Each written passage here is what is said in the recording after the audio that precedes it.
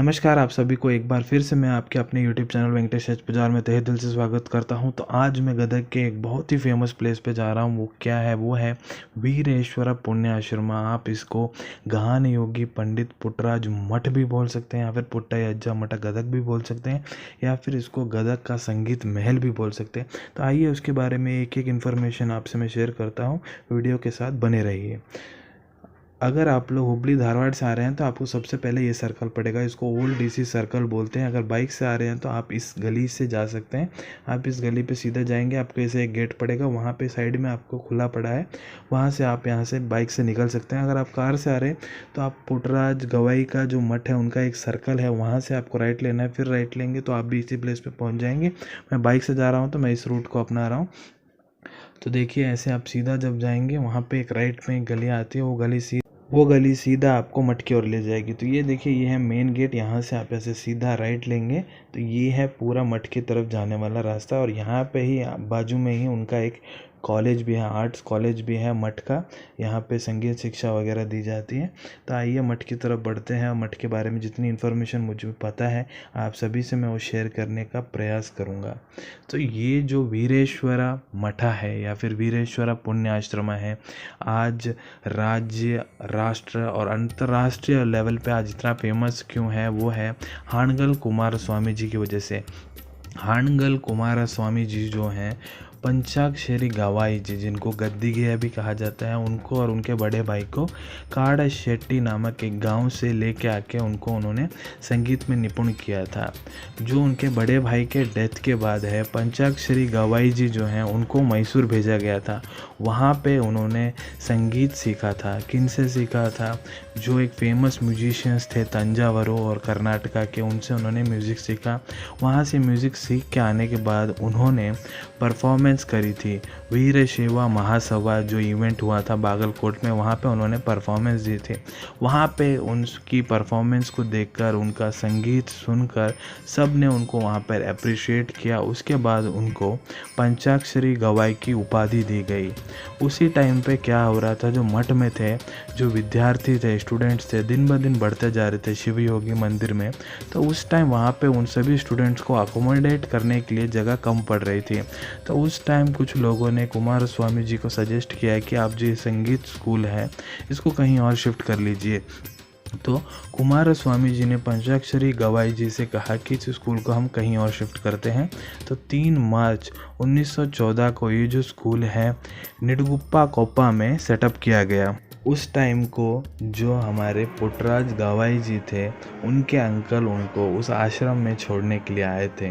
तो उस टाइम पंचाक्षरी गवाई जी जो थे, जो पुट्टराज गवाई थे, उनके संगीत सिखाने के लिए जितनी भी अरेंजमेंट्स थी उन्होंने सब करी थी। तो पुट्टराज गवाई जी जो थे उस टाइम पे उन्होंने ड्रामा लिखा था सोलापुर सिद्ध रामेश्वर स्वामी जी के बारे में।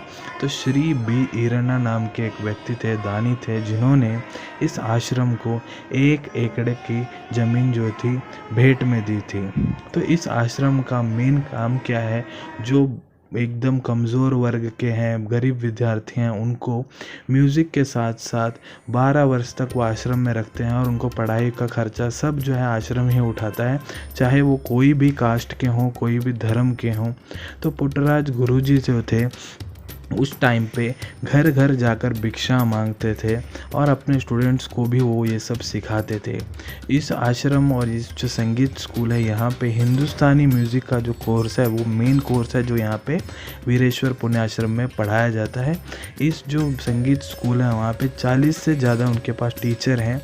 एक टाइम पे यहाँ पे जो हमारे कन्नड़ा फिल्म इंडस्ट्री के सबसे बड़े सुपरस्टार थे डॉक्टर राजकुमार भी यहाँ पे आश्रम में आए थे और उन्होंने फाइनेंशियली हेल्प भी की थी आश्रम की। यहाँ पे जो है सारे धर्म के, सारे जाति के विद्यार्थी जो हैं आते हैं, पढ़ाई करते हैं, शिक्षा प्राप्त करके जाते हैं। अभी जो आप देख रहे हैं इसको मैं इस आश्रम का म्यूज़ियम ही कहना चाहूँगा, क्योंकि इस आश्रम और इस आश्रम के जो पीठाधीशों को जो अवार्ड मिले हैं सारे, जो राष्ट्रीय लेवल पे, राष्ट्र लेवल पे मिले हैं, वो सब यहाँ रखे गए हैं। ये जो आप तस्वीर देख रहे हैं अभी के जो इस मठ के पीठाधीश हैं, कल्लई अज्जारू कहा जाता है इनको, वो कल्लई अज्जारू के साथ मेरी फ़ोटो थी। अभी आप जो है इस मठ का एक ओवरव्यू देख रहे हैं, यही है वो जिसको मैं म्यूज़ियम बोल रहा हूँ। और यहीं पर जो है हमारे पुट्टराज गवाई जी जो थे अपना म्यूज़िक का प्रैक्टिस किया करते थे। अभी जो आप ये बिल्डिंग देख रहे हैं यहाँ पास में, ये जो है वो आश्रम है जहाँ पे वो विद्यार्थियों को रखा जाता है। यही है वो आश्रम जहाँ पे विद्यार्थियों को रखा जाता है और उनको खाने पीने का, पढ़ने का पूरा खर्चा जो है वो मठ ही उठाता है।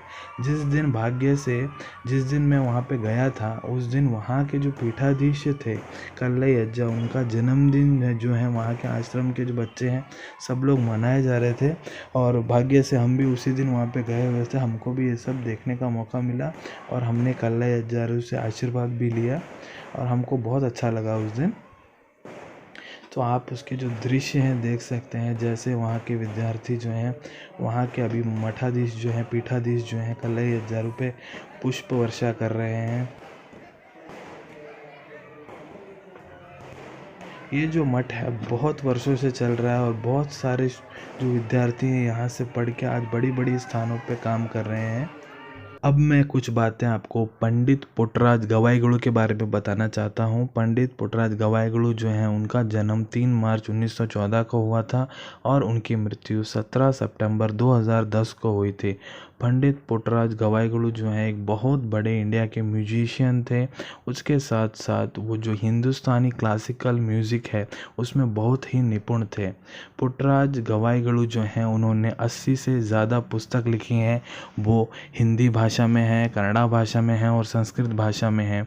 पुट्टराज गवाईगुड़ू जो हैं वो एक म्यूज़िक टीचर के साथ साथ एक समाज सेवी भी थे और उनको बहुत फेमस थे। वो क्यों फेमस थे? क्योंकि वो बहुत सारे जो म्यूज़िकल इंस्ट्रूमेंट्स हैं उनको बजाते थे जब उनको आंखों से दिखाई भी नहीं देता था, और वो बहुत सारे ऐसे इंस्ट्रूमेंट्स बजाते थे जैसे कि वीणा, तबला, मृदंगम और वायलिन।